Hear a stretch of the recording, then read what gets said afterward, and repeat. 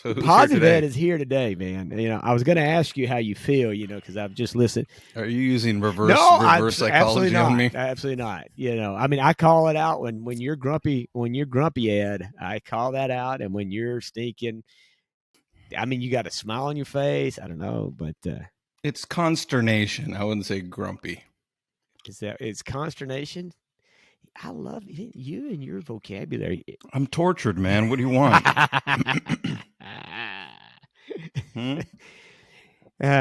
What does Tin Cup say?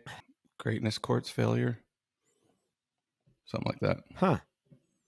That's not my quote for the day, by the way. Okay. Well, the show is officially not started, but all right. Well, okay. Laura, I like your hair, Laura. It looks nice. Thank you so much. Are we ready to do this thing called Fresh CrEd? Do you like it enough to do that to your hair? Because I'd like to see that. You know what? I'm pretty sure I can't. Not that I wouldn't. I think she might be able to do a little more primary green for you. The whole like a produce type zucchini green correlation, zucchini maybe green. Like a it bell pepper started green. out as more of a zucchini green, and then now I'm shifting it into blue. You're kind of getting it Christmassy. It's looking a little Christmassy now, so I think it's a good switch. So. Yeah. All right, well, let's don't waste all this fabulous material on the intro. Let's actually have it for the show. Yes.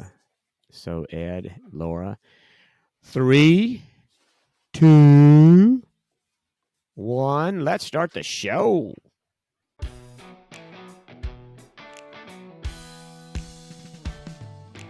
With 50-plus years of combined produce, supply chain, entrepreneurial, and business experience, Craig, Slate, and Ed Bertaud discuss the impacts of fresh produce on their lives and health.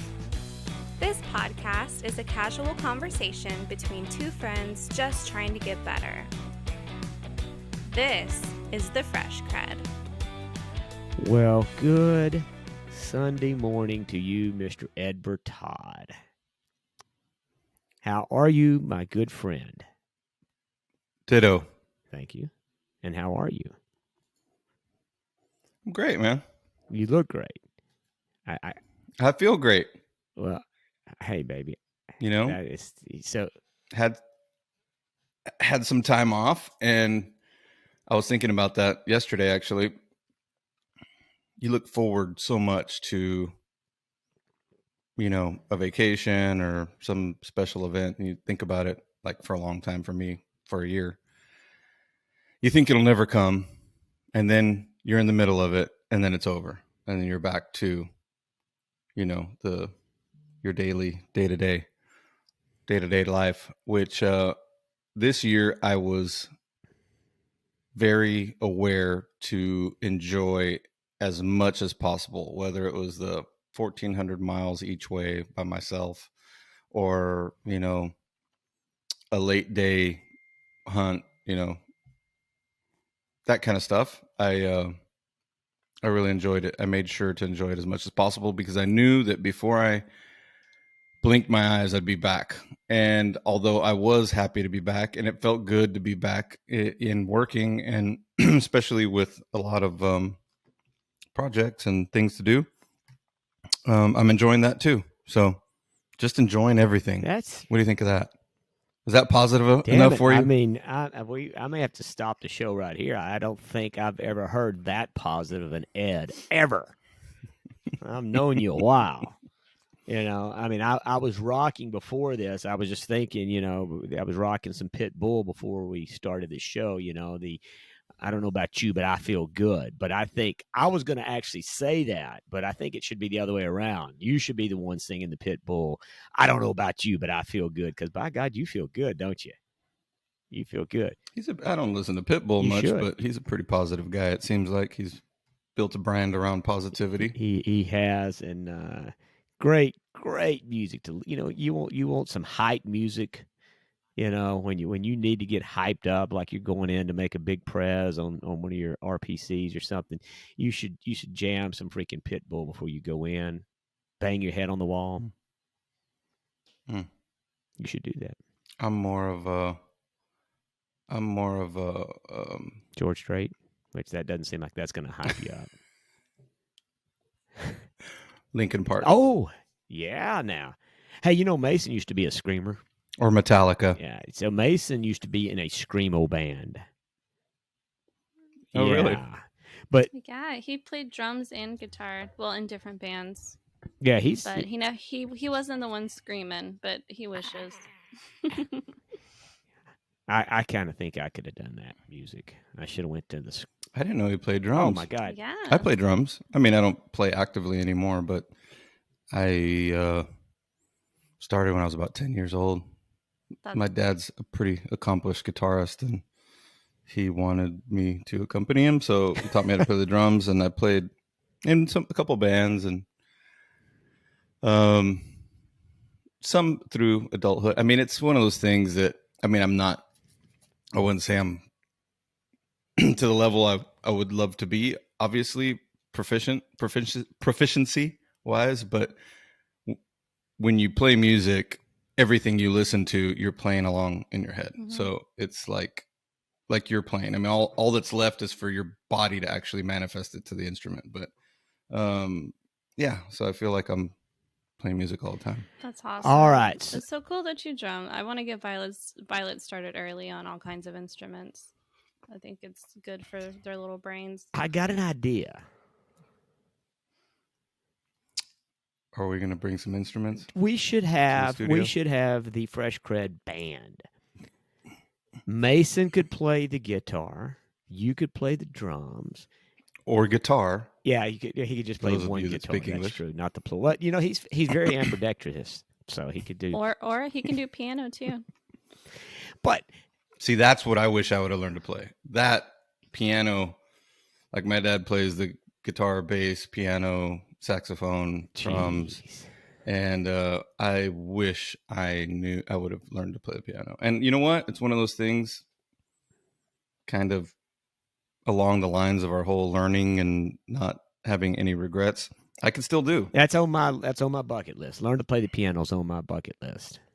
That's one. I was in Really? piano lessons for like 6 weeks, I think, and I was not good. I thought you were going to say 6 years. No, I was not good at piano. See, Mom and Dad let me try a lot of things, and I was not good at a lot of them. But at She least was I got to actually try. good at a lot of things. She just didn't have interest in a lot of things that Yeah. she was doing. So Laura's interest span is pretty short. So Yes, but y'all made it so that I wasn't afraid to try new things, and I'm pretty grateful for. But anyway, back to the Fresh CrEd band. Laura, Mm-hmm.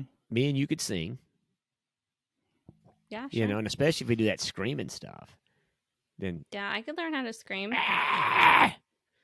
Well, you have to train your vocal cords. I know, It's not easy. it's not. But I'm trying to think of a Linkin Park song. I used to listen. I had a Linkin Park album. I used to like that. But for Mason, right? Linkin Park's kind of it's for him. Linkin Park was how do you say? It was like kid screamo. It really was so Yeah. commercial screamo. He didn't even like it. I mean, we're talking about Mason was in this band that you were kind of wanting to slit your wrist by the time you finished listening to it. It was so hardcore. I mean, it was crazy. Angry guy. I don't know. It was really good. That guy was But, really I mean, amped the up. lyrics are usually like pretty, you know. Nonsensical. No, like the guy that was doing the lead singing or whatever, screaming, like his lyrics were actually well written, good, like poetic stuff. Yeah, maybe I couldn't get past the screaming when I listened to it. I couldn't make heads Yeah. or tails out of it. But anyway, yes, I think we do. We work up a show where we do, you know, Ed on the drums, Mason on the guitar, me and Laura up front singing. Because I don't know. I think DJ is really where I want to be. I would have loved to be so Pitbull. If I had somebody, you know, if somebody said, "Hey, what do you want to, you know, be?" Or you know, if you pick something, right? Pitbull's the guy, right? That guy, you know, he's a very smart business guy, great entertainer, has a great time. Typically, I mean, he's a pretty positive message guy. If you've ever seen him interviewed, I mean, he's a positive dude, positive force. So I like Pitbull, but also like the DJ scene, right? Steve Aoki. In fact, there's a great documentary on Steve Aoki. You know who that is, Ed? You ever heard of Steve Aoki? And he'd I probably think be so. offended me calling him a DJ. What do they call those guys? Do they call him DJs, Laura? Mixer. I don't know. Do you know who Steve Aoki is, Laura? You ever heard of him? Okay. Anyway, this dude's like the pinnacle of the dude at the club mixing. I mean, he flies over the world, da da da. But his dad was the founder of Benihana's. So yeah. Wow. So anyway, it's a great documentary, but on this guy's life. But he lives like 1,000 miles an hour. But oh my gosh, to be up on stage and stinking, having that crowd and getting them so hyped and it's anyway. So I think I've got a whole big plan, but in my bucket list is either You have a whole I big do. plan? I do. This is part of my crazy, but You don't I'm not say. going into all of my full plan because I really don't want to disclose it right now. I'm afraid somebody will steal Is it. but when you say I have a whole big Yeah. plan, is that bucket list? That's your whole big plan, or you're just talking about? Well, I this mean, I particular guess thing? I guess it's called bucket list, but I'm intending to fill my buckets. So yeah, I got a plan. I don't just have a bucket list and it's not going to actually get filled. If I get taken out before I get a chance to fill it, then that's the way it goes. But yeah, I got a plan. So I'm gonna DJ something. I'm thinking about hell, if I have to buy my own dadgum club, I may freaking eventually do that. But anyway, I got a whole big plan. But man, these guys, watch the Steve Aoki documentary. It's really good. It's a crazy life. And then Pitbull. But yeah. Glad to see you feel good, Ed. We digress there. I feel great, man. So why? So tell you. All right. So I know why you were off. We got to talk about your trip. I mean, you've sent us some pictures. The photos look amazing. It's much more than a little camping trip. It seems much larger in scale. And in fact, this tent that I'm looking at looks like something out of a war movie where they have the strategy. The general stays in this tent and they do all the strategy in it. This doesn't look like the kind of tent that I've got, which is complicated enough to put up. Might be a little upgrade. It's definitely an upgrade from my I mean, tent, no question. How does your tent do in sub-zero temperatures with a foot You of know snow what? on top It of does. Will It stay does up? really good. Yeah, because it's in my garage while I'm in the house when it's sub-zero. It's amazing how well it works. Yeah, you just don't. Yeah, just don't take it out. So, all right. So tell us. All right. So what was so it's a 38-hour drive, something like that. What's the drive time over there? Okay, you've been doing this for 20 years. It's going to take you this long to carry. I know you. You know probably to the mile how far that's it not is. my problem. Look, I've got to get out in front of this. So Get in front of what? I was going to have a press conference, but I'll just do it here. What the heck? I was a very bad boy. Ooh, hey. Wait a second. Should Callie stop listening at this point? Okay. No, you should. Oh, I'm listening up. You being a bad boy, I'm the guy that's always a bad boy, so this is going to be a nice switch. I'm just going to throw in a quick confession before you see any pictures of me eating pumpkin pie and biscotti. And so my buddy, longtime friend and hunting partner, Mike Camino, said if I didn't confess on the next pod that he was going to call in or call you or send an email and pretty much, rat you out. Rat me out. So, yeah. Look, I could make excuses and say, a couple things happened personally where I had to leave a little before I was supposed to and wasn't as prepared. I totally went with the intention of taking a lot of my own food because I knew, what I would be up against. But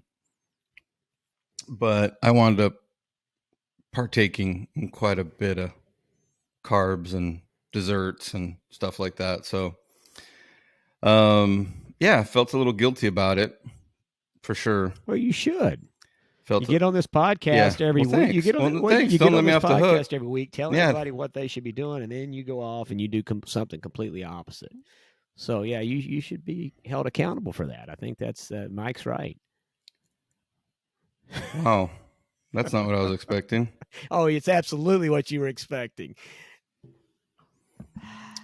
No, I mean, look, I really was paying attention to how I was feeling, and I got sugar rushes and all this other. I didn't feel horrible. I mean, I felt pretty good. We were doing a lot of hiking. I mean, I burned 40,000 calories in 8 days, and about a day and a half of that we were rained out sitting in camp. So a lot of activity, but that's not really the point, right? I mean, when I talk about fueling your body with the right foods for the activity, or basically to have the energy levels you want, I was doing that. We had a lot of lean protein, elk, venison, antelope, some vegetables. I say some. I'm not claiming that we had a lot. They don't keep really well. They don't. Fair enough. In those temperatures, but a lot of coffee, a little bit of tequila.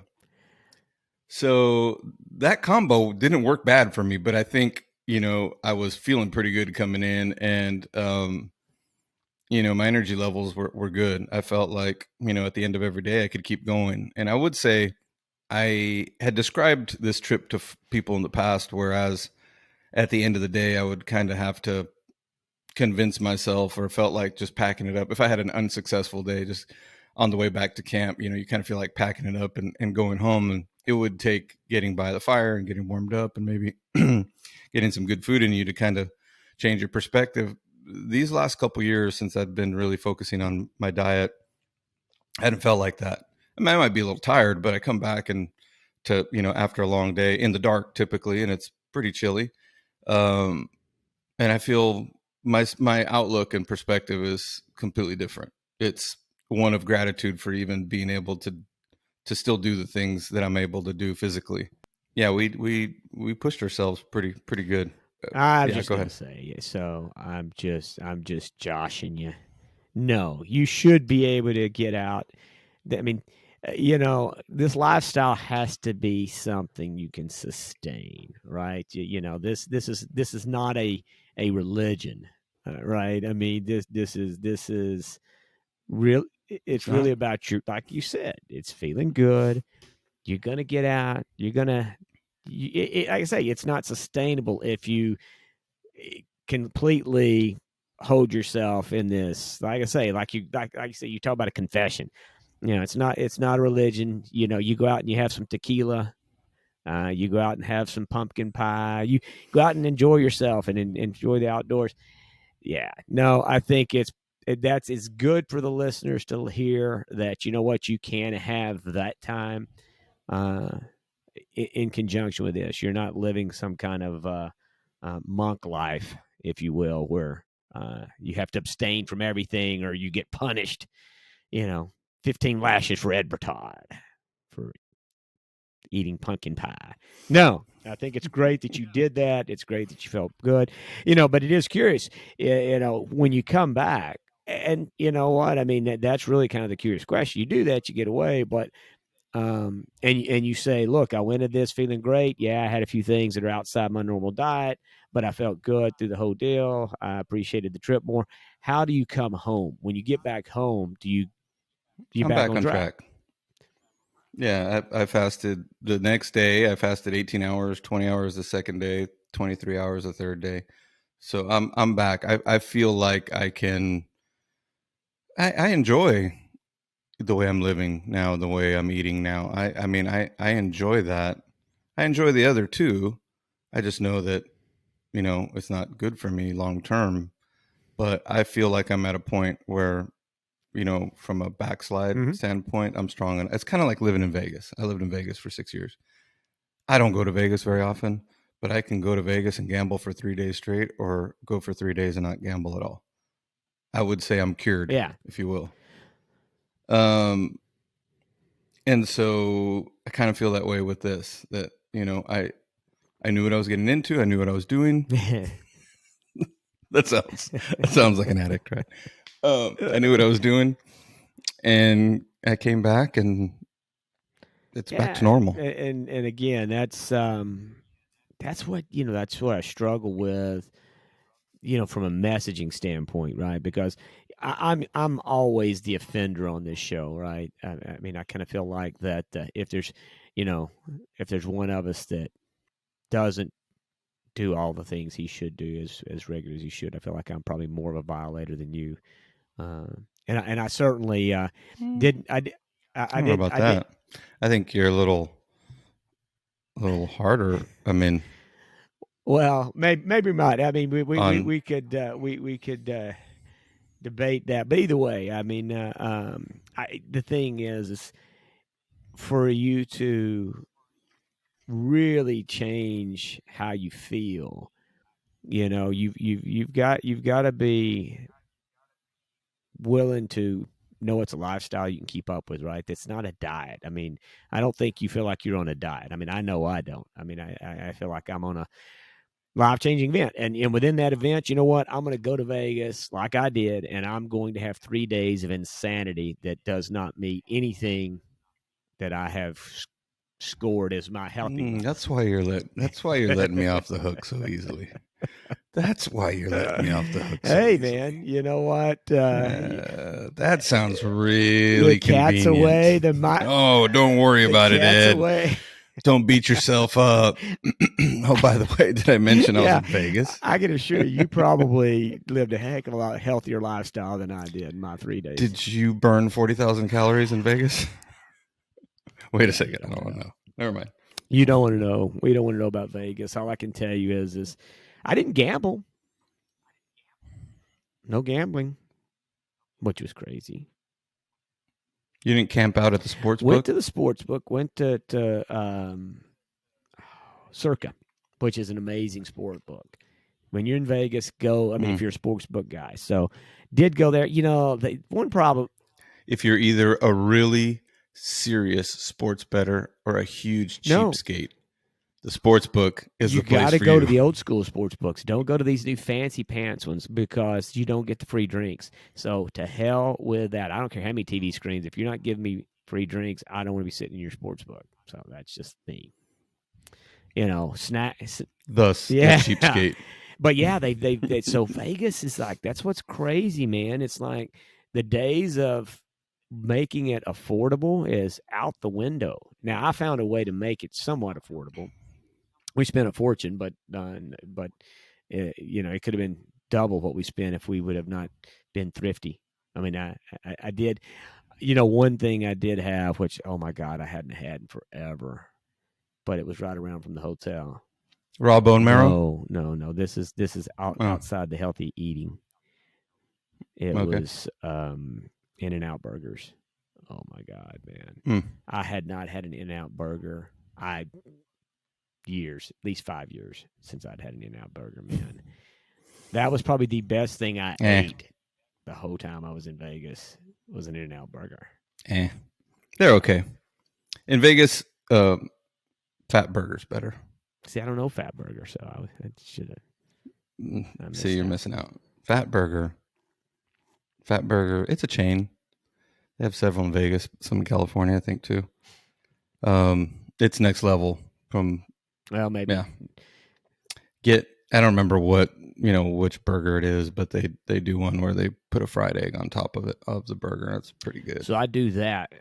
Thus the name Fat Burger. But again, but that's, you talk about those kind of places, right? I mean, and like a Fat Burger or whatever. But see, that's, for me, I cook up. I mean, I'm a guy that when I make my salad burgers, when I go full hog, if you will, on my salad burger, now I got a nice bed of mixed greens, right? Some spinaches and all that kind of stuff. But I got, now I'm doing the Beyond Meat burgers more often than not. But if I literally go, straight up beef, everything, you're talking about a burger with beef and bacon and avocado and a fried egg. Dad, you've talked about your burgers so many times on the podcast. Okay. Yeah. I just want to let you know they are delicious, but I love them. I know you do. Okay. I'm just letting you know. You ever you ever have any elk meat in there or venison? No, I've eaten buffalo. Well, we had some elk burgers in camp Beefalo? Well, they say it's buffalo. They Or say it's bison. bison? That's it. Yeah. What's the difference Well, between bison beefalo and buffalo? Is that a cross? I believe so. Anyway, continue on with the elk. Yeah, my buddy Mike made some elk burgers that were ridiculous. And unfortunately, I didn't harvest an elk this trip. The weather wasn't kind to us. It was unseasonably Did warm. anybody harvest anything? Deer, a couple deer, yes. A deer, 3. But he had, as many do, take the opportunity to empty their freezer from the previous year's bounty, to avoid freezer burn. I think more than anything, we had a lot of stuff in camp. There was a gentleman that came up from Montana, but he had lived in Alaska, and he brought flounder and salmon and a bunch of great stuff. That's all and good, then healthy eating. others brought Flounder, salmon, that's antelope. good stuff. Yeah, he brought us like smoked salmon in like vacuum sealed packages Nice. and homemade beef jerky, and it was really good. And then we had, like I said, the elk burgers, and then some elk bolognese, which was ridiculous. Some blacktail loin chops that were really Okay, good. Wait a second. Okay. So this camping trip that you go on is starting to look like a glamping trip the more you talk about it. Oh, yeah. Well, you know what? I invite you to come with me next year so that you can see I for think I might. yourself. And then you can tell me if it's glamping. So can I Okay. wear my nice shoes? Because Can I tell you last year that I went with 10 days without showering, that I wound up with fungus on my You leg forgot to tell me about because I that. hadn't showered in so Nasty long? Sucker. Yeah, No, is that glamping? sucks right there. I'm out. I thought I had like tick bites or something on my legs. Disgusting, Ed. And then after about a couple weeks of itching profusely, I finally, it's hard to get an appointment with a dermatologist anywhere, but I finally got in to see the dermatologist, and she's like, "No, that's fungus." Wow. She got a razor blade and scraped some of my like skin off of my leg. Oh my god. So is that glamping? No, I can't even imagine you. That I know you, and I turn into a different you person, must. buddy. I mean, wow. So do you not shower for the whole freaking time you're gone? So this trip, I did in the middle of the week, I had a breakdown on the quad I was riding. So I went into town and Wait. I knew what I was doing. Did the quad break down or did Ed Bertaud break down? Who? Okay. No, the quad. I thought you had a quad broke breakdown. down. I don't know how to thought get you into it. No breakdown. So anyway, I took some clothes with me knowing that if I had the opportunity, when I say that, there's some motels in town where they actually sell like showers, right? For $10, you go in there and That's like the take a old shower West and- days, man. Yeah, they pour kinda. you like a hot tub of water. You get in there and cigar. No, they do. They like, I guess when they build the property, they'll have off of their maintenance room, they'll have like what would look like a shower in one of Yeah. the rooms, but just like off of the lobby. And so I figured if it wasn't busy, that I would swing in there and take a shower. So this trip, I took a shower midweek. So I caught a lot of Yeah, flack you for should that have. because I was a big wimp. Jesus, And can you imagine? You guys, I can't even imagine what y'all all smell like at the end of that. Oh, yeah, I'm not. it's cold, and baby wipes and baby powder go a long way. So Shoo-wee. I buy a case of bet. baby I'd wipes have to before I freaking- go up. Yeah, I'd be freaking. Yeah. And they have these body, like towel-sized baby wipes now that Dude Wipes company sells. It's supposed to be like a bath in one wipe. So do you change your underwear It's a huge. on a regular? What do you do about your underwear? That's regular. That's daily. So you do that daily. I don't know if people want to hear about this, Craig. Well, I don't know. I mean, I'm thinking they're probably sitting there thinking, "Wow, I didn't see that coming from Ed." I have a system. Okay, let's just say that. I have a system. That system is probably you go into town and take more showers than anybody knows about. They just don't know that you only told them you took one shower. No, I mean, the thing is, underwear are pretty cheap. So yeah, you can switch. So do y'all those just out throw every those day, out but, there for the? wool socks are like $25 a pair, and your thermal underwear like $100 a pair. I mean, you're going to do a little rotating, but when it comes to skivvies, base layers, So those so get switched out you every don't day. just throw your underwear out. Now, I might wear them the same pair of pants for 3 or 4 days, which everybody does. Pants are not a big but deal. yeah, Underwear to me. you switch out the internals. Underwear to me would be el numero uno. Now, are these biodegradable Oh, yeah. underwear so you can just throw them out and the elk can eat them? Mm-hmm. The wind just takes them. That's cool. That was a Jerry Seinfeld reference. Just sorry. That men hold on to underwear well past yes, their they do. expiration date, is what he said. And they get to a point where they almost disintegrate and they just open the Wind window just and it takes just them. floats out. Kind of like smoke. That's a fact. I'll hang on to a pair of underwear a long time, Yeah. but I hang on to a lot of stuff. So I came back reinvigorated. You did. And I can that's sense after a 1,400-mile one-way trip. And a little bummed because I was coming back empty-handed. Luckily, Mike was kind enough to part with some of his venison from his harvest, and so I didn't come back empty-handed. So that was nice. Yeah, but there in South. Hey, did you know that dry ice in one of these new? So I have a Cody cooler and some Yeti coolers. They're the Which is better? super tough Cody. Hell, I don't know. Yeah, Cody's made by HEB. Okay. Cody's the line of coolers that HEB makes or has made. But anyway, any of these high performance coolers that seal as tight as they do, we're loading up, and it was in the evening, Saturday evening before we came back. And I started to throw the meat in one of those coolers along with some dry ice. And Mike told me, I didn't know this, because I'd always put meat like that in just a regular plastic cooler, not a high performance cooler. Okay. Just a regular igloo cooler. They'll like explode with dry ice. Dry ice it's a gas. It's a gas. So I didn't know that. And luckily I had a bag cooler, again, a Cody cooler, but it's one of these nice bag coolers, And so I said, oh, well, that one should let out a little bit.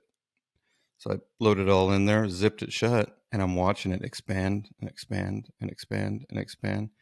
And I even told him, I said, hey, this thing looks like it's going to blow.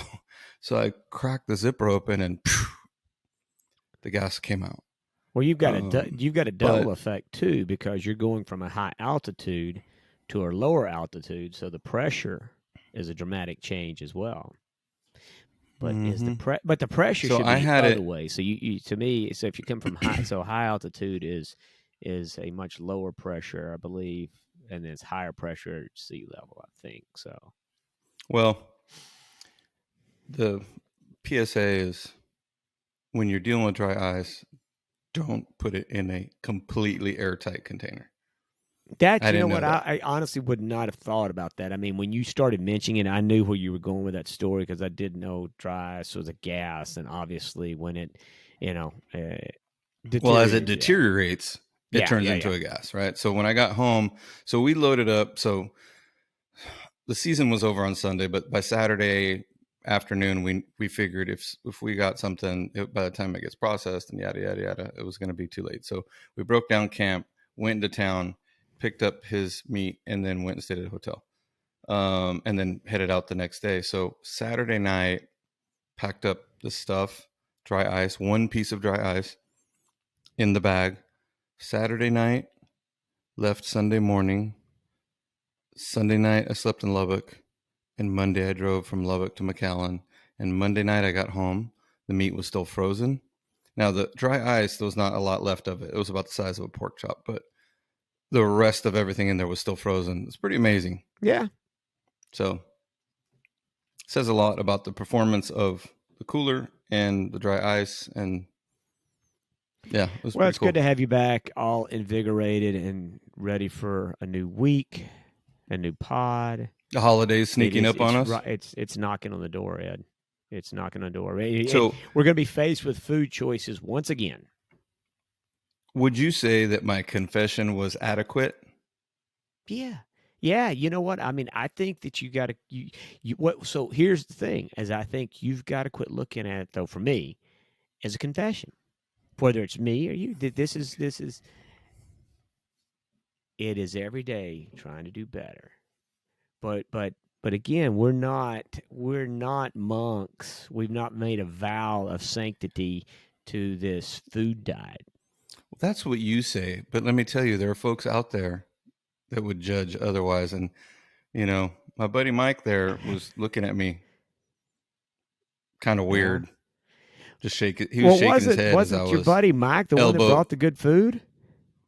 No, it's kind of a combination of, you know, there's a lot of folks in camp, so he just kept shaking his head at me saying, you know, what would Craig say? I'm going to call him. You better confess. Nah, he was a good sport about it. He just gave me a hard time, but he's joking. But I think other folks would say, nah, you know, you can't walk the walk and then, or talk the walk or walk the talk or talk the talk and then go eat a bunch of pie. My personal opinion is I think you're projecting. I think that Ed judges Ed, and so you project that everybody else is judging. And the reality of it is, probably most people don't give a damn what the hell we're doing, really. That's what keeps me going, though, right?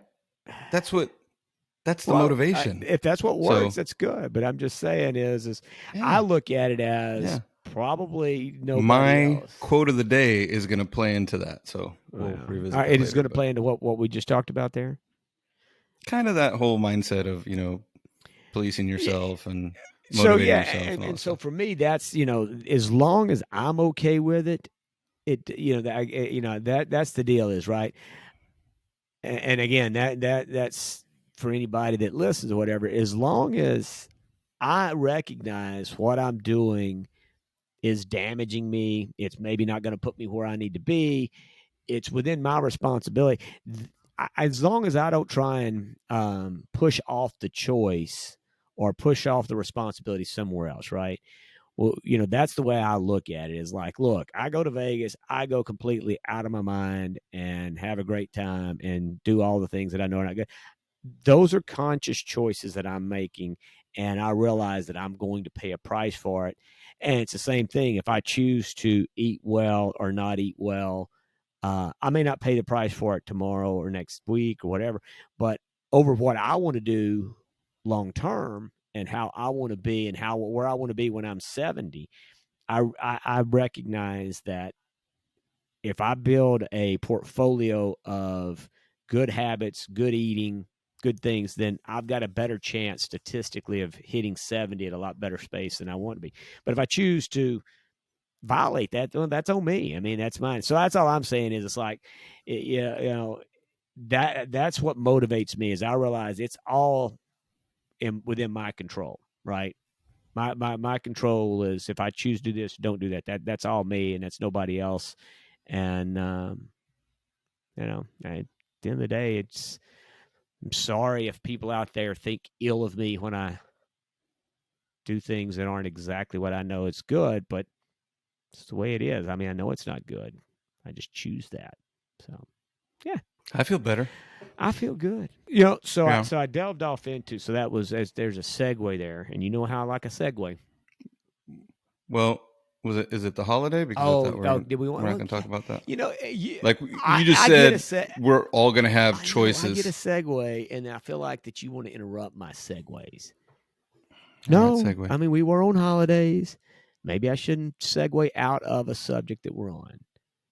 So, you know what? Yeah, I'm going to segue out because I got the segue. We're going to go to it, and then we'll come back to holidays. Holidays are there. Just let me segue out, and then we'll segue back in because this will apply to holidays as well. So, you know, I listen to Peter Attia, and I talk about this guy all the time. He's a great doctor, great podcast. Well, he just had this guy, James Clear, on his podcast. He's written a book, which I haven't gotten yet, so I'm going to get. It's called The Atomic Habits. And, you know, it's the process of building a habit. The process of building a habit divided into 4 simple steps: cure, craving, response, and reward, right? And it breaks down these fundamentals and parts and how it works. So that's basically, cure. I said cure, not cure. So cue, craving, response, and reward. And he breaks down these fundamentals. So again, I haven't read the book. I just listened to the podcast. It's a very good podcast to go listen to. James Clear, Peter Attia is the podcast. James Clear is the interview. And I think this James dude's been on some other ones. But he talked about, the habit building. And you and I have talked about this, is that is so crucial to a healthier lifestyle, is building some good habits, right? And James talks about in the podcast that what's your choice, even the smallest of choice, right? You're making a vote towards what you want to be in the future, right?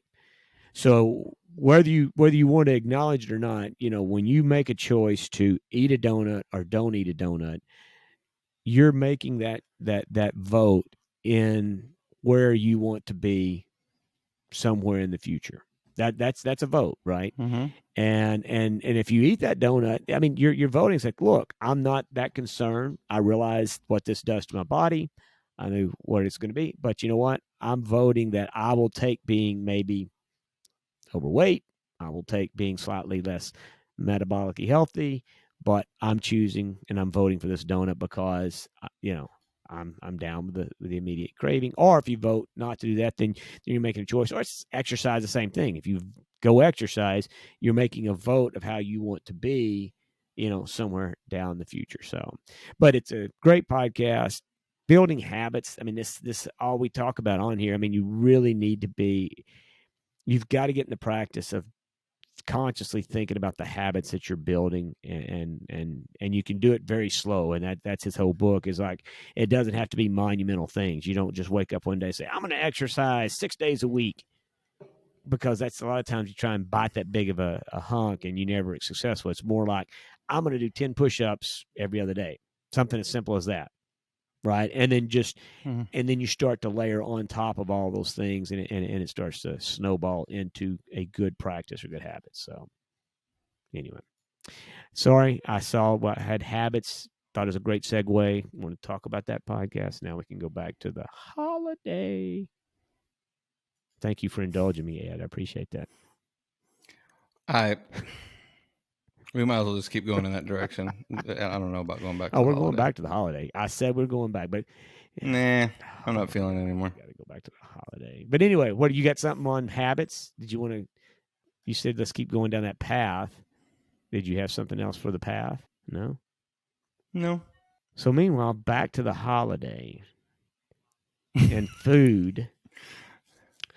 So are you going to do I was going to ask if you're going to do a purple sweet potato pie this year. I hadn't thought of, but I actually like that idea. So,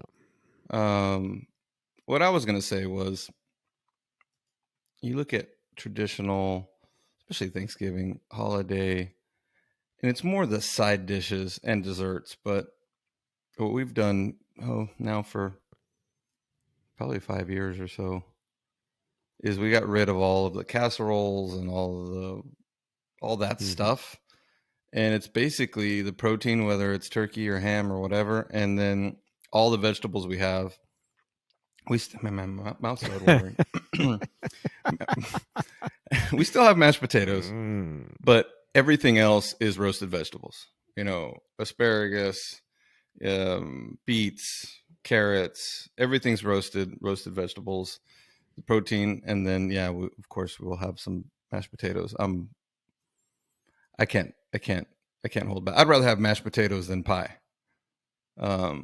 Of course, Callie makes some ridiculous mashed potatoes, but if you just did that, I think, and cut out all of the casseroles with all the added sugar and all of the mushroom soup and all that stuff, and just have clean, natural vegetables, or unadulterated, I think you can do pretty good. Even, or you just say, hey, I'm going to give myself a cheat day, whatever. But I feel better the way we're doing it, and that's the plan. I think that's an excellent plan. And I think, it's it's such a misnomer to think that Thanksgiving has to be an unhealthy. In fact, come on.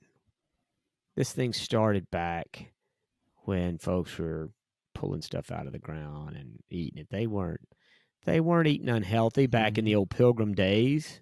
Those pilgrims weren't eating unhealthy. I mean, they were eating stuff they grew. And I guess they had turkeys. Did they have a turkey? I wonder why a turkey. Was that a big item back in the Pilgrim days? Never thought about that.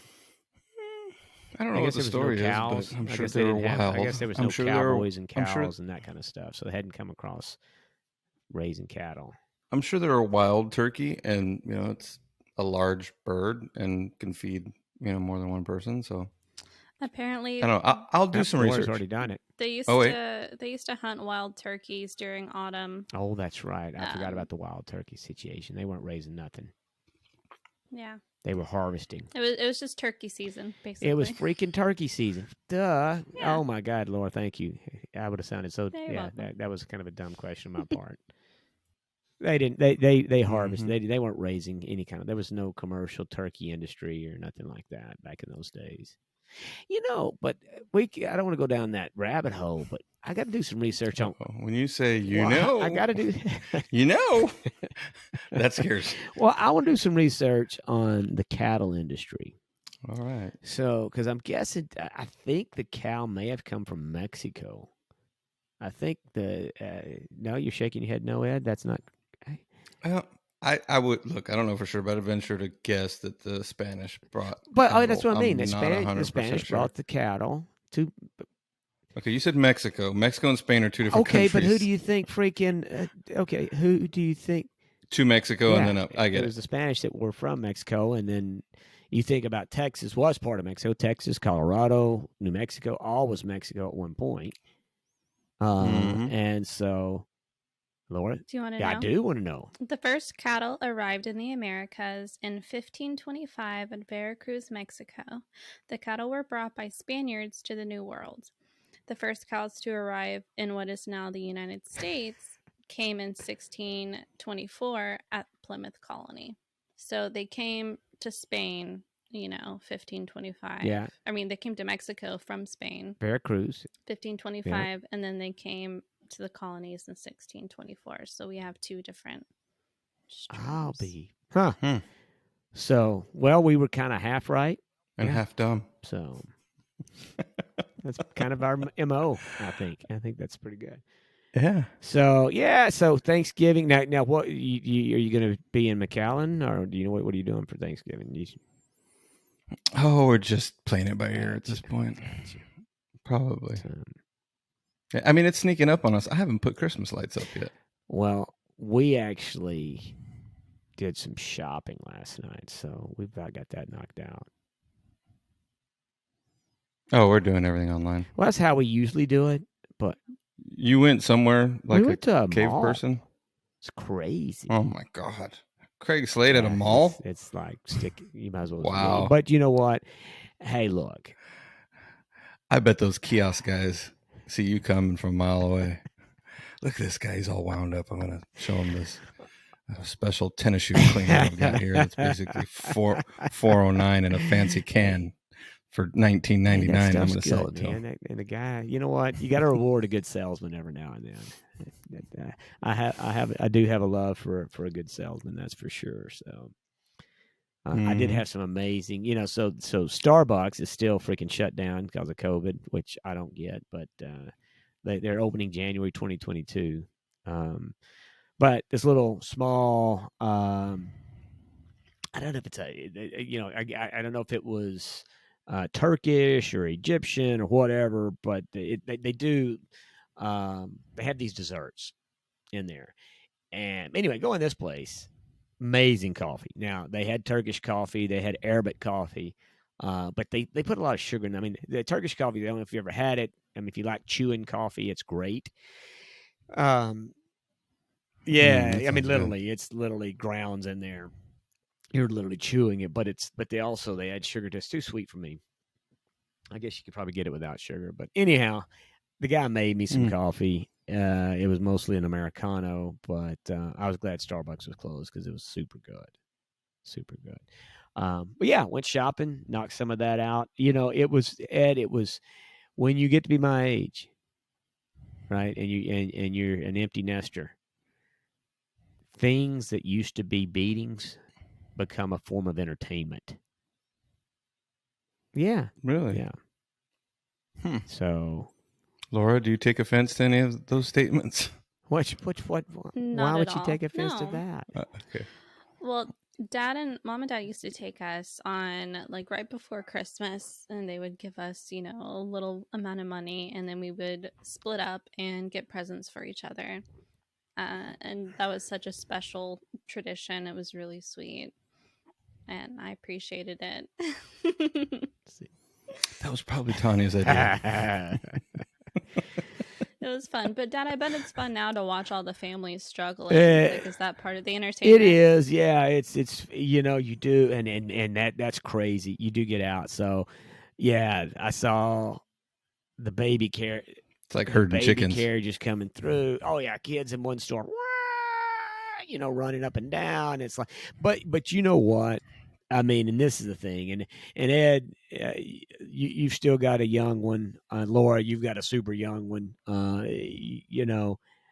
Man, you got to enjoy all that time, because that is the thing that struck me last night. I will tell you that it's a little bit melancholy. Try not to get that way, but there's certainly a melancholiness to it. When I think about with my mother, who loved Christmas, was so fabulous at Christmas. I think about her and my dad, and not having them be part of it, and then the kids being everywhere, and not being kid. It's so yeah, you're right. There is some form of entertainment, but honestly, it's probably more of a wow. I miss that. I mean, that is the whole kids and the craziness and all that you kind of find yourself like maybe griping about in the moment. When you get to this point, it's like, wow, that was the good stuff, right? So I don't know. Christmas is here. I suggest, Ed, you go shopping, get out from in front of that computer screen, because that's not really the fun part of it. It's being out there, rubbing shoulders, drinking that Starbucks, seeing the lights that they put up, and all that marketing. That is, go to the mall. Yeah, and I've been to McAllen Mall. Don't go to that one. Go up to San Antonio and go to that mall, or go to Dallas. The McAllen Mall's great. It's just packed. Yeah. I mean, yeah, go to North Park. It's one of the busiest malls in the country. I mean, you'd be surprised the price per square foot there is parallel with malls in Frisco, or the mall in Frisco, Texas. Yeah, it's crazy. But the amount of volume that comes through there from across the border is ridiculous. I mean, yeah. Anyway, that's a rabbit hole. So yeah, but North Park, I mentioned that there in Dallas. Oh my God, that's actually family tradition as well. Usually we're in Dallas. I don't think we're going to be in Dallas this year for Christmas, but where are you going to be? Maybe New Mexico. That's what we're contemplating. Maybe get a little snow skiing in.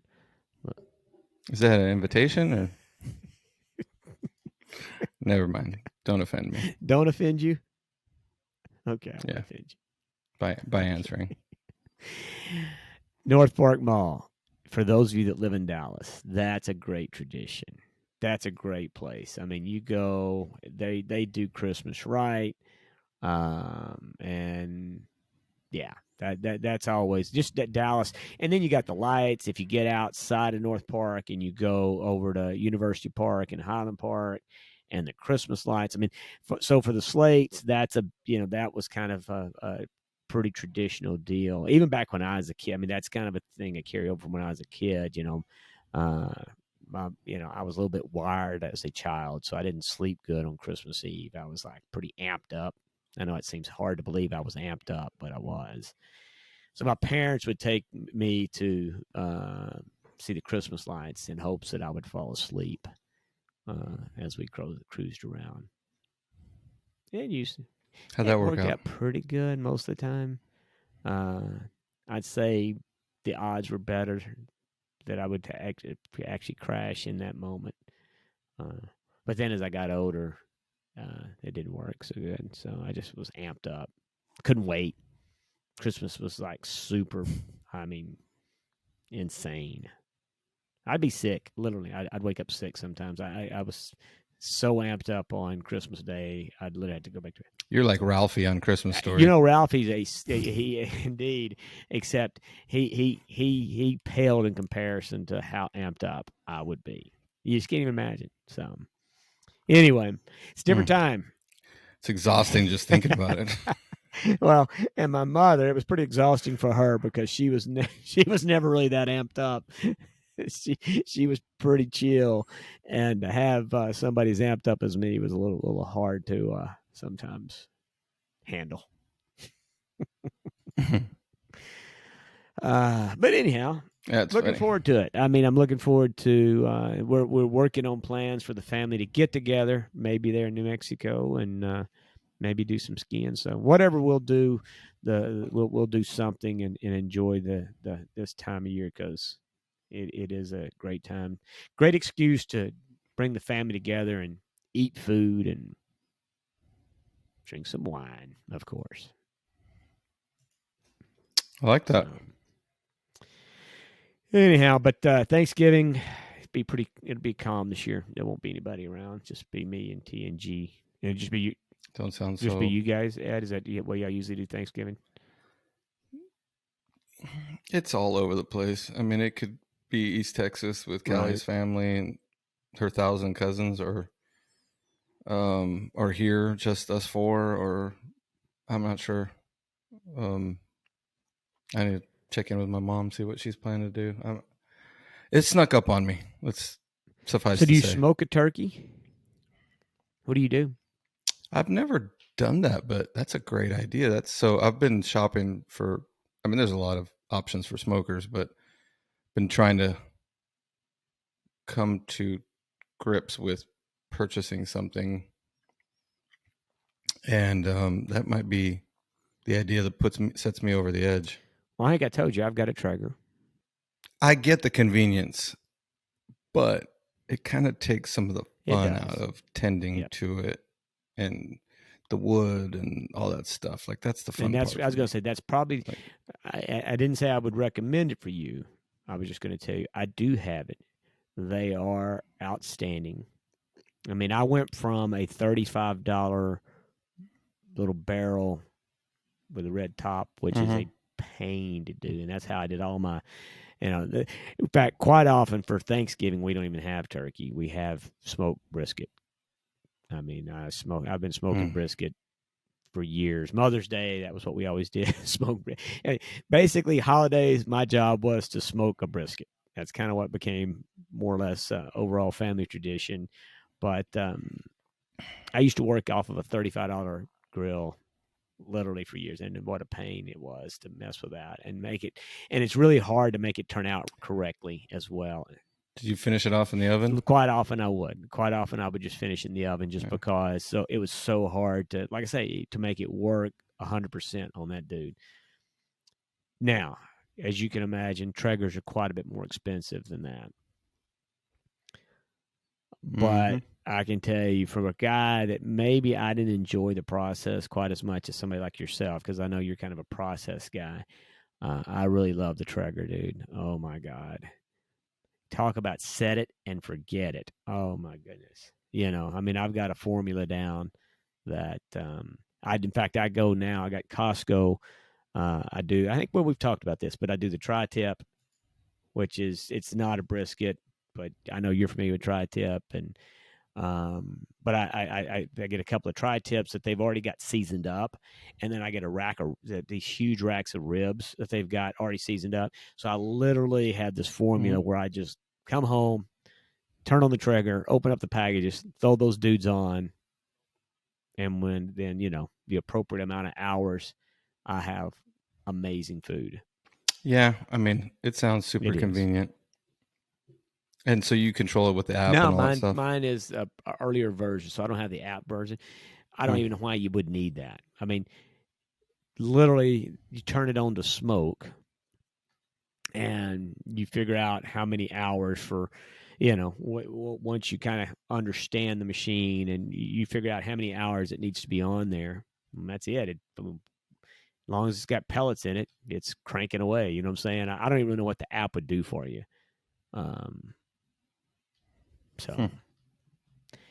And then Lowe's has something that's much more affordable, and I haven't really dug into it, but they've got one smaller than one I got. I got this giant stinking Traeger. You'd think I'm cooking for 1,000 people on this thing, but it was on sale. So, big sale. You don't say. You're a big sale guy. But I saw this one at Lowe's. Like I said, I hadn't really, but it looked like a combination pellet, smoker, do-it-yourself grill, the whole 9 yards. So I haven't had a chance to look at those, but I've thought about maybe that might be my next one that I invest in. So, yeah. So I'm probably going to Costco to get some or get some tri-tip and smoke it for the week. How did we get down there? I don't know. Is that what you? How did we get here? How do we get anywhere on this podcast, Ed?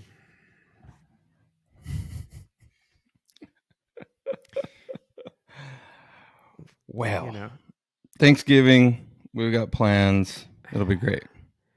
It will be great. Yes, it will. And you know what? The most important thing about Thanksgiving, what is the most important thing, Ed? Let me put you on the spot. Being with family. Giving thanks. Giving thanks. Both good. Both very good. Yeah, so I mean, it's that one day. I mean, realistically, I think probably practicing gratitude probably should be a daily thing. But it's at least one day where, we kind of focus on it. Say, hey, how about you give some thanks for being here? I don't know. It's kind of the intent. I don't know how food, though. I guess, you know what, food, now all this is, man, if we get down this rabbit hole, because, there's a connection between food, how you feel, and your relationships. All that's very much connected. Right? Okay. I mean, you think about, you just think about from a business standpoint, you go to dinner with clients or people or whatever. I mean, that's where you go and you talk and you build, we build community around food. We build community around food. Sleeping and eating are two very big parts of life. They really are. And I don't do the sleeping well, although I did in Colorado, man. I would just, close my eyes and just die for 7 hours and wake up. And one of those where you just wake up and felt like you fell asleep, but it felt good. I wouldn't even move, in my sleeping bag. So it's pretty, so do you wake up sore? We talked about the Shiki Bhutan and my struggle with all that kind of stuff. How do you wake up? Maybe I should start sleeping on the ground outside. I tell you what I struggled with was cramps. I had a lot of cramps. And when you have cramps and it's cold and it's the middle of the night and you're sleeping bag. That doesn't sound good. And you're trying to oh man, I got a couple, I guess it's not too graphic. I mean, that's okay. On the inside of my thighs. It's called a growing. That's your growing muscle. Kind of, yeah. Oh my God. Had never experienced that before. I've had plenty of hamstring cramps, like big softball size cramps, but never the other. So that was fun. But I didn't take a pain reliever all week. I did when I got home a couple days after for just some neck pain. I slept kind of weird, but I intentionally told myself that I was going to hold out. And there were a couple days where I could have done it, but I didn't take any kind of Advil, leave anything the whole time I was out there. So that was a win in and of itself. Sounds like it. Yeah. Yeah, but you didn't answer my. So you slept like a rock. Did you Slept feel like a rock. rested when you woke up? Like, whoo, man. Felt rested when I woke up. Why is course, that, Ed? Is it because you worked so it's hard that almost day and you've exerted so much energy? Is it because you're outside? You're back to nature? What's the link there? Come on. some nature imposed Yeah. cryotherapy. Maybe. I think a little of everything. State of mind, like I've always said, is I'm focused. So do you think about what I'm doing. business at all when you're out there? Do you think about, man, I'm missing a call, an A email, little. what's going on? Yeah, a little, but it's not anywhere near like if I was somewhere else doing something else. It's probably about the most disconnected I can get, that I feel like just allow myself to get. Not that anybody's imposing anything on me, but that I would allow myself to get. That's the most disconnected. That's why I love it. See, that's me in snowboarding. The only time I can ever disconnect from everything is when I'm on the back of a snowboard and I'm afraid I'm going to die. Well, we just need to do more extreme sports. I mean, what can we do together? I've looked into maybe like whitewater rafting or some rock climbing or hang gliding. Because I'm super afraid of heights. And so I've thought about rock climbing as a deal. You ever done that thing where they strap a rope to you and somebody else and you climb up one of those big, it's a team building exercise. You ever done any of that where you climb up a big wooden wall? It's like 30, 40 foot in the air or something like that and ring the bell. No, never did that. We made a boat out of a piece of corrugated cardboard, though. We did that for a team building exercise. Who got in it? Like you have to design the boat and then like push it across the pool. Who got in the boat? Make it to the other side. I don't remember. It was a long time ago. Yeah, no. I don't think it was me. No, this is have you ever seen those climbing walls they have? Yeah. Mm-hmm. So this deal that I did, you actually had to get. So this was a team building thing. So you actually had to. You're talking about like the ones that they use for those warrior runs and stuff like that, right? Kind of taller. It's like 30, 40. Right. It's daunting. And you need 3 or 4 people to get over it. You need at least 2, one standing on the other shoulders, and then the other guys climb up it. No, it's not that. The people. No. It's just a straight up wall. And I can't even remember what we used to climb, because it wasn't like so I've done the one where you've got the little rock handhold things, right? Where you climb up a wall, but that's just by yourself. I've done that in a controlled environment, in a room, whatever. Those aren't too big a deal. This was a massive wooden wall outside, and they had a bell at the top. And so they hooked you and a partner with a rope. And so you had to both be able to climb together independently of one another, but you had to climb together to get to the bell and ring the bell. And so you had to maybe encourage the other person, like they're like, I can go, come on, we can do it, la la la la, whatever, right? And you get up. But all I'm saying is me, so much is in my head when it comes to heights. Like, so I don't ride roller coasters. I've ridden a few. I hate them. And the only ones I can really ever ride is the ones I can't see. Like Magic Mountain at Disney, I can ride that. Now, it's not a massive roller coaster. It's not one of these super crazy ones, right? But if I see what's going on that roller coaster, how big the dip is, where the loop is, I'm out. I can't get on it. I'm petrified from it. Hey, we should go to an amusement park, just me and you. Because I'm not doing that. Yeah. I've thought about jumping out of a plane, fun. which Laura's jumped out of a plane. And, and that's the thing. And it's like, psychologically, jumping out of a plane is probably one of the best things I could do, but I just can't bring myself to do it, man. Dad, you could totally do it. If I could do it, I you know, could do I've it. heard that. Honestly, how much of a wimp am I, or was I? God. Jumping out of that plane changed my life. Really I don't know did. if I want to change mine. I thought you did. I thought you're always striving to improve yourself. Well, I know, but it might unimprove me. I thought I was improving. So, and jumping out of a plane may change me into a different direction. I may become like a bad guy or something. I don't know.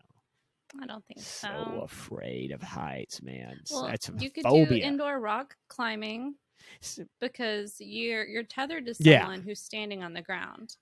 Oh, then you get to climb up, and there's really no. So that's why I rest. say the rock climbing, I think, is more likely as something I could do because I have a little bit of control. When you jump out of a plane, you are flying through the air. You're not stopping anything. Yeah, you're just strapped to some old dude or some dude who's been doing it for 20 years. You know, I mean, Have you ever had a bad fall? man, I Where's don't the know, phobia come Ed. from? I don't know. You know, I don't know. I think I don't know. You know, the only thing, something that obviously as a young child, when I got my finger cut off, that was a pretty traumatic event, right? And there's a lot that went on with that. Um, it created a lot of fear. I know stems back to that. I mean, I can remember certain things about that time and how it went down. And so I think a lot of the things that I'm afraid of or these phobias of the unknown stem somewhat from that. Um, that's my only guess because, yeah, I never fell off of anything. Um, I don't know. It's just a crazy phobia. But now, you know what? If you take me up to in Chicago, they've got, I don't know if it's the Sears Tower, one of them, but they've got this floor you can stand on. So it's a clear floor. So you walk out on it and you're standing on this clear floor and you look straight down. I can do that. I can do that. But it is, I think it comes down to if I don't feel like I'm controlling or can hang on to, in other words, as long as I can feel like I've got some level of security or some level of control, I can wrap my mind around it. Because I've done zip lines. I don't have a problem doing zip lines. And yeah, I say I don't have a problem. They're a little bit scary, but I can do that. Um, the giant slides at the water parks that just a straight drop down, your body on it. Some reason I can do that. I don't know. It's planes don't bother me one iota. I mean, I've been in some massive turbulence. I've been, only about twice I can name that I was scared that I was going to die on a plane. But I don't know. It's a weird freaking deal. Probably don't have enough time on this call to figure out my craziness. Yeah, I was gonna say it sounds like a separate session. Maybe we should do that. Maybe you should play psychologist and I could be the patient. Well, I think the show of quotes will probably come before that. Oh, that's one. right. We got short quotes. We got the Fresh CrEd band show.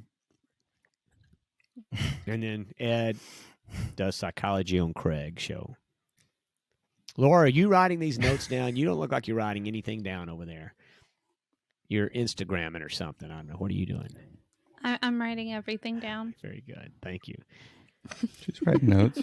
Hey, so speaking of quotes, Ed, I think we need to get to quote of the week. Segue. Okay. You see how I did that? You see how I do these segues? The listener loves the fact that I am a segue guy. We've gotten good feedback on my ability to segue. You've gotten feedback on that? Yes. You doubt what I'm saying? Okay. I kind of do. All right. So since you brought it up, you go first. All right. I will be more than happy to. So this is Ann Wigmore. You know Ann Wigmore, Ed? No. No. Did die before this quote. Your health is what you make of it. So this goes back to what we talked about earlier. This is the thing, and I just want to press on this. I'm going to read that first sentence one more time.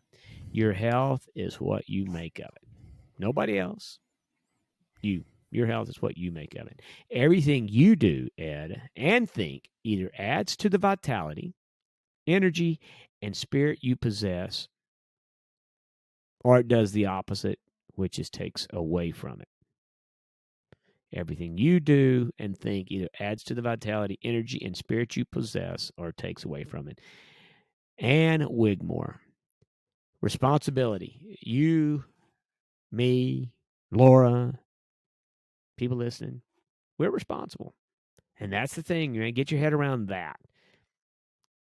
And understand that your choices, they're a vote for where you want to be health-wise. So that's mine for this week, buddy. That's mine. There's a lot going on there. It's a big soup salad. How about one more time? Uno Just like without the without the stopping. commentary. Yeah, Okay. just all one. I like the commentary though. I love to comment. All right. Your health is what you make of it. Everything you do and think either adds to the vitality, energy, and spirit you possess, or takes away from it. Thank you, Ann Wigmore. Is that better? Yeah, that was much better. Much, much better. I think I got it all that time. So maybe I'll do. I like commentary this time. You're going to get commentary with mine. All right. So that's mine. Hopefully, we've said it enough. Everybody's written it down. They've got it etched on. You don't feel like that's tattoo worthy. I get it. But what's yours, buddy? I love mine. Good. You should love it. I wouldn't want you to bring one that you don't I like. follow all these. I follow all these motivational, Instagram accounts and stuff, and sometimes I'll just binge watch and listen to stuff, and the more in your face, the better. That's what kind of gets me, going, if you will. So, I'm not sure if I'll credit the right person. As far as I can tell, I think I've got the right. I mean, he might have been quoting somebody else, but I'll try my best. The quote is such: lazy people do a little work and think they should be winning, but winners work as hard as possible and still worry if they are being lazy. Yes, sir. That's good. But you didn't. Who is that? As far as I could tell, that's Jeff Collins, head coach of Georgia Tech football. Jeff Collins. Shout out to Andy Hamilton. Yeah. He'll love that. GT guy. Quoting GT now. Yeah. Lazy people do a little work and think they should be winning, but winners work as hard as possible and still worry if they're being lazy. Man. I mean, you think that's for fact. I was telling somebody the other day, I mean, like him or not, LeBron James is a pretty good basketball player. Yeah. Really? From what I've heard. I'm not a big basketball fan, but I think from what I've heard, he's pretty good. But you're a Suns fan. But he's the first guy in the gym kind of a deal, right? I mean, he practices more than anybody.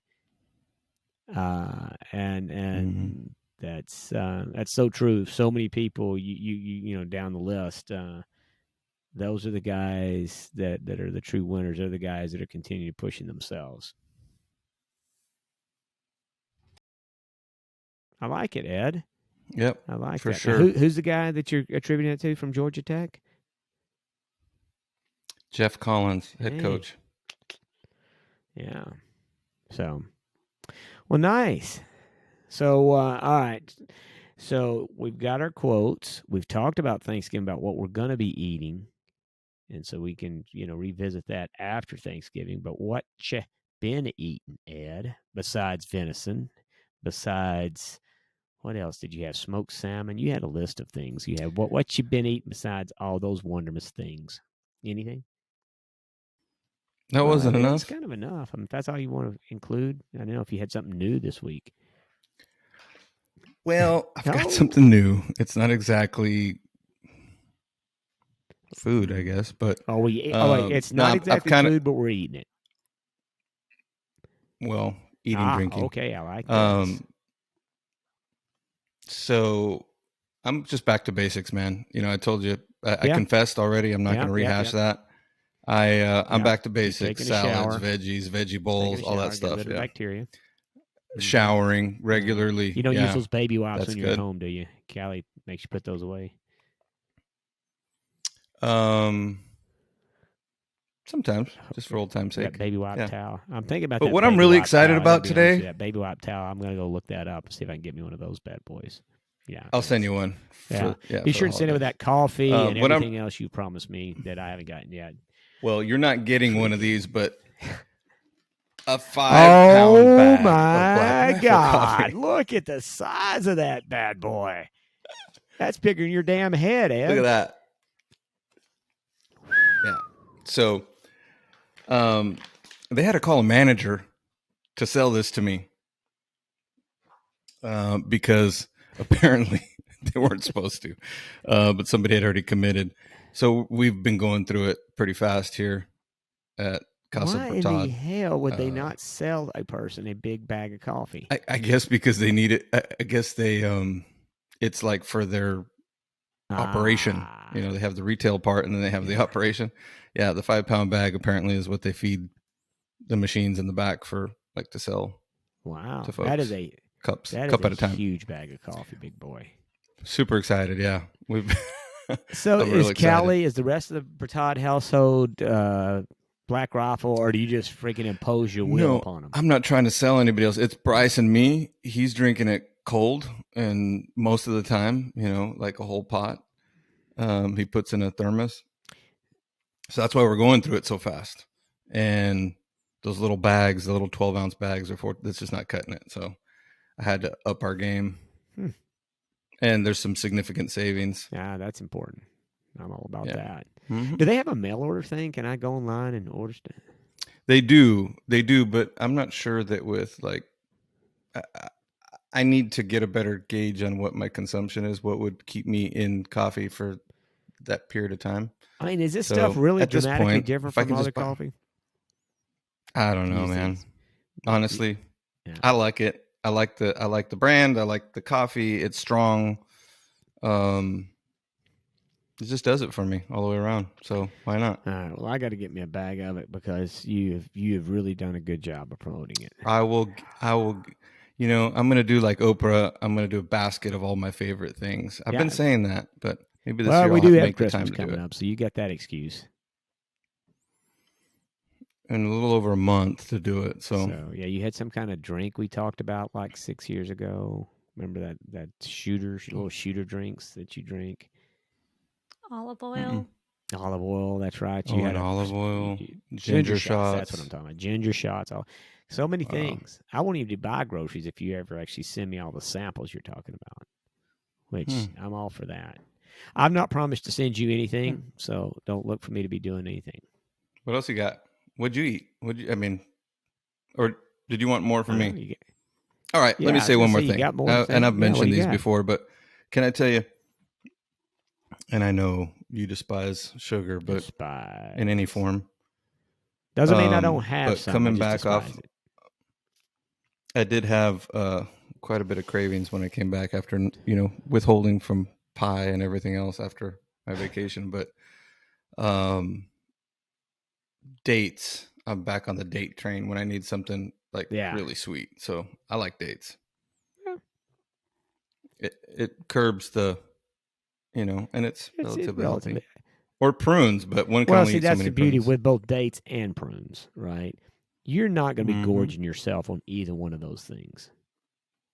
No, I mean, you one is like, you're going to get it, the jolt you need to satisfy. I think that you're not going to get me to hate you too bad or hate on too bad the date program as an alternative for your sugar fix. I think that, you know, you gotta have good substitutes, and I think that's a good substitute versus Snickers.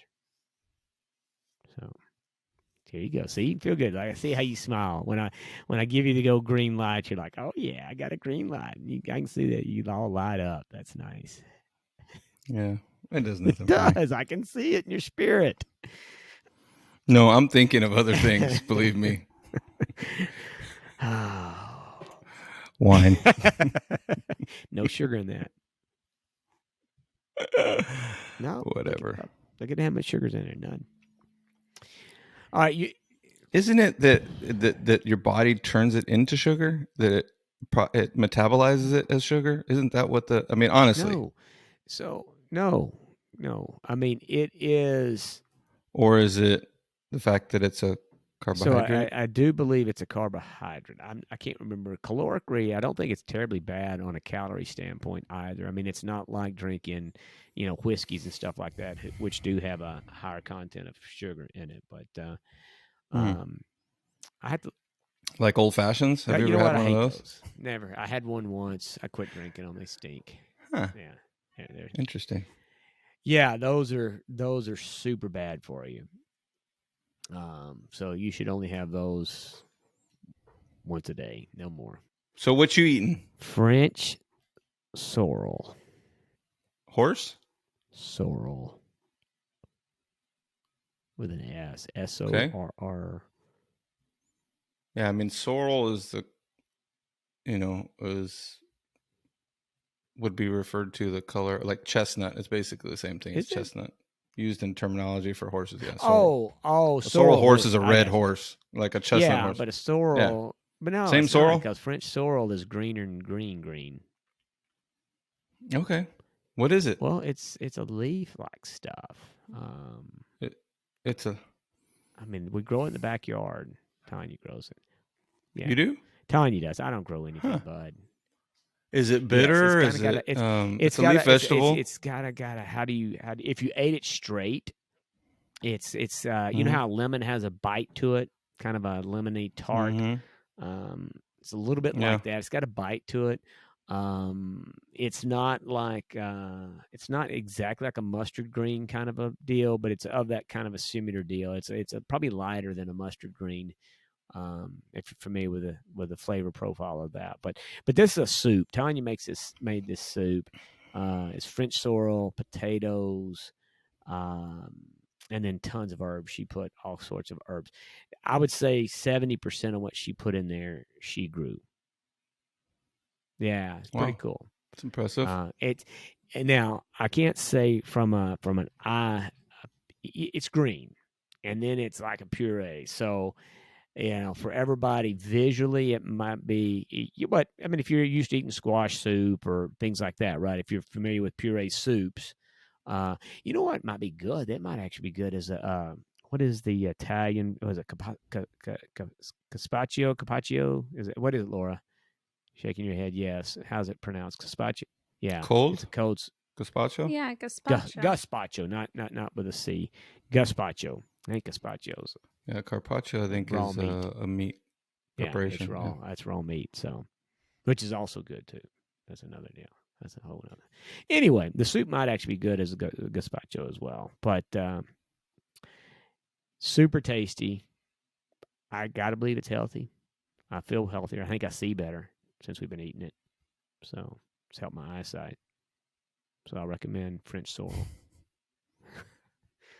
Yeah, it really is. It is really nice. Tanya does a really good job of fixing it, and yeah, it's a different. It's not like a flavor really of anything else that you're eating. I can assure you, it's different. I think next time she's gonna maybe add a little bacon, which sounds amazing. So, but that's what I've been eating most recently. French sorrel soup. Anybody wants to? Sounds interesting. Recipe, send me an email. Send me a text. All right. Well, we have been kicking this call for quite a while. This. So we didn't announce this at the very beginning of this, but this is a take two call that we're having here because somebody's computer wasn't behaving properly on the last call. So everybody, this. I hope you enjoyed this. This is actually run number 2. I feel like it's a little cleaner. I think the first one we did was a little more jaggedy, and we were rusty. I think we needed to knock the rust off. I think we're rusty. I think today felt a little better. Yeah. Also, exciting news, Ed. As you know, we have another guest coming up. That everybody after this pod will have a guest appearance from somebody that's outside the produce business. Super excited. Nick Halaris is a gentleman that I met through a newsletter that he writes, and he connected with me, and then we talked, and I think everybody, it's going to be a show that completely different than anybody we've interviewed. He hadn't been through the Clean Eating Challenge or anything. He's just a guy that's been very successful, and Just a he high is a high performer. performer, and one that I hope everybody stick around for that to drop, because I think you're really going to enjoy listening to that for sure. But yeah, I mean, you got anything else, Ed, before we get the heck out of here and move on with our beautiful Sunday? I think we're good. Yeah, we'll have more to either confess or not confess after the holiday, and we'll see Yeah, who wins. I'm making a point. You know what? Let's do something. Purple sweet potato pie.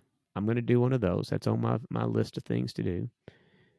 And Okay. maybe look around for some unique Thanksgiving recipe that we can bring back. Maybe we should challenge ourselves. Who's going to come back with the most unique, healthy Thanksgiving recipe?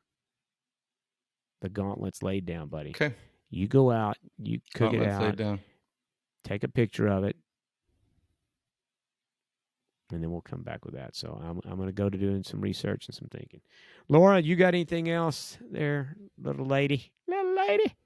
I don't think No. so. I wish that I could be spending Thanksgiving with y'all. Man. You know I do too. And little Violet. Oh, my gosh.